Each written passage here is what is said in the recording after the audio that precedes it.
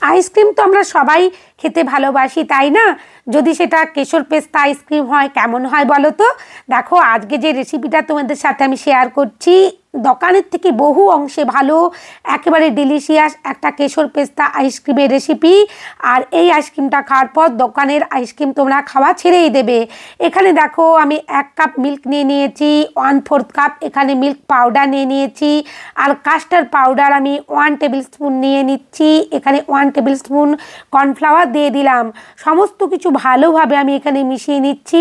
দুধটা কিন্তু অবশ্যই ভালো করে জাল করে নিতে হবে, একেবারে গাঢ় করে নিতে হবে, যেন জলের পরিমাণ বেশি না থাকে দুধে।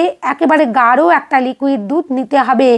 আমি এখানে 1 কাপ নিয়েছি, তোমরা যেমন পরিমাণ করবে সেভাবেই নিয়ে নেবে। আমি যে পরিমাণটা নিয়েছি এটা 500 থেকে 550 গ্রামের একটা আইসক্রিমের বার রেডি হবে। দেখো মিশ্রণটা আমি ভালোভাবে মিশিয়ে নিয়েছি। এরপর আমি গ্যাস ওভেনের মধ্যে একটা কড়াই বসিয়ে দিয়েছি। তার মধ্যে যে আমি দুধের সাথে যা যা মেশালাম সমস্ত কিছু এখানে দিয়ে দিলাম ভালোভাবে। খুব সুন্দরভাবে আমি অনবরত নাড়তে থাকবো আর জাল করে নেব যতক্ষণ না একটা গাঢ় ভাব এসে যায়। আর এই পর্যায়ে এসে আমি চিনিটাও দিয়ে দেব। চিনিটা আমার তখন দিতে মনে ছিল না, আমি এখানে 4 টেবিল স্পুন চিনি দিয়ে দিচ্ছি।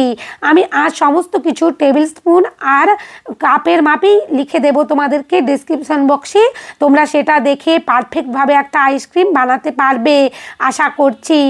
এই আইসক্রিমটা যদি একবার বাড়িতে বানিয়ে খাও, বাইরে থেকে আর আইসক্রিম কিনতেই চাইবে না। দেখো খুব সুন্দরভাবে আমি মিশ্রণটা রেডি করে নিয়েছি। এইভাবে আমি 4 থেকে 5 মিনিট ভালোভাবে জাল করে নিয়েছি মিডিয়াম টু লো আঁচে। এরকম ঠান্ডা হওয়ার পর আমি স্ট্রেনারের মধ্যে দিয়ে খুব সুন্দরভাবে চেলে নিচ্ছি, যাতে সমস্ত কিছু যে লাম্পস থাকে যদি কোনো কিছু, সেগুলো আটকে যাবে স্ট্রেনারের মধ্যে, আর একটা স্মুথ আমি মিশ্রণ পাবো।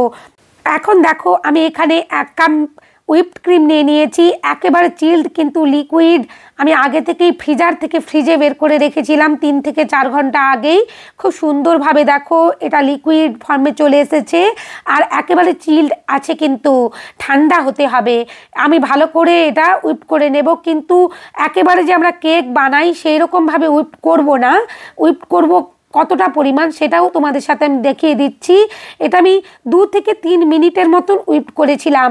এরকম একটা থকথকে ভাব হবে, কিন্তু পড়বে না, বিটার থেকে পড়বে না, এইরকম একটা ভাবে ক্রিমটা আমাদেরকে হুইপ করতে হবে।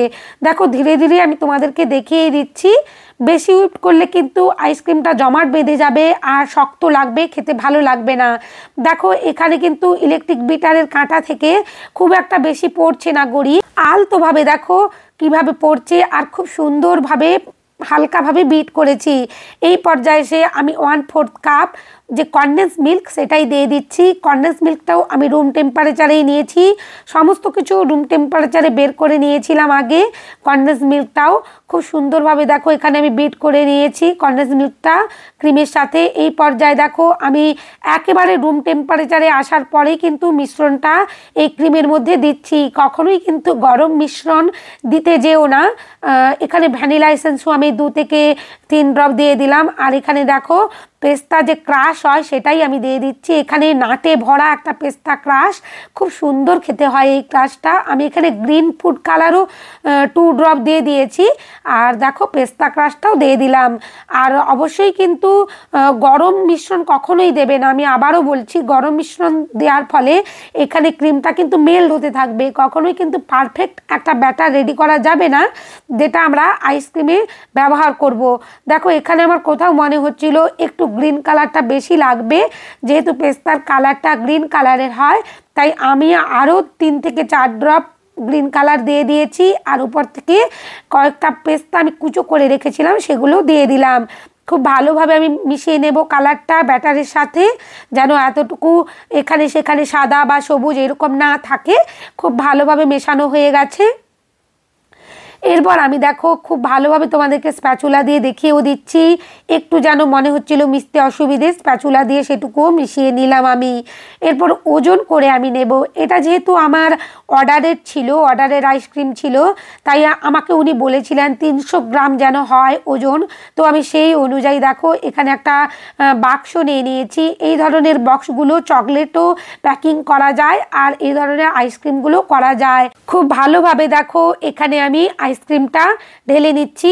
আর আমি 300 গ্রামের থেকে একটু বেশিই রাখবো, কারণ উনি আমাকে 300 গ্রাম বলেছিলেন। আমি এখানে 315 থেকে 20 গ্রামের মতনই রাখবো, কারণ যদি আমরা আইসক্রিমটা ফ্রিজারে রাখার পর যখন সেট হয়ে যাবে, যদি ওজনটা কমে যায় বা বেড়ে যায়, এই জন্যই আমি করেছি এরকম। তাই উপর থেকে একটু দেখো আমি যে পেস্তা বাদাম রেখেছিলাম সেটাও ছড়িয়ে দিলাম। আমি এখানে 320 থেকে 25 গ্রামের মতন ওয়েটটা করে নিয়েছি। এরপর বাড়ির জন্য যেটা করব সেটাও আমি ওয়েট করে নিলাম। দেখো আমি ওয়েট মেশিনটা 0 করে নিয়েছি। এখানেও আমি 230-এর মতন দিয়ে দিয়েছি, 20 গ্রামের মতন। উপর থেকে একটু বাদাম ছড়িয়ে দিলাম।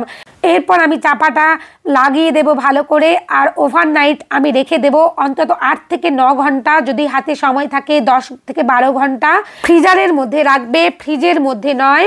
ফ্রিজারের মধ্যে রাখলে খুব সুন্দরভাবে দেখো আমার জমে গেছে আইসক্রিমগুলো আর সেট হয়ে গেছে। আমি কিন্তু ফ্রিজারের যে টেম্পারেচার সেটা 19 থেকে 20 করে দিয়েছি।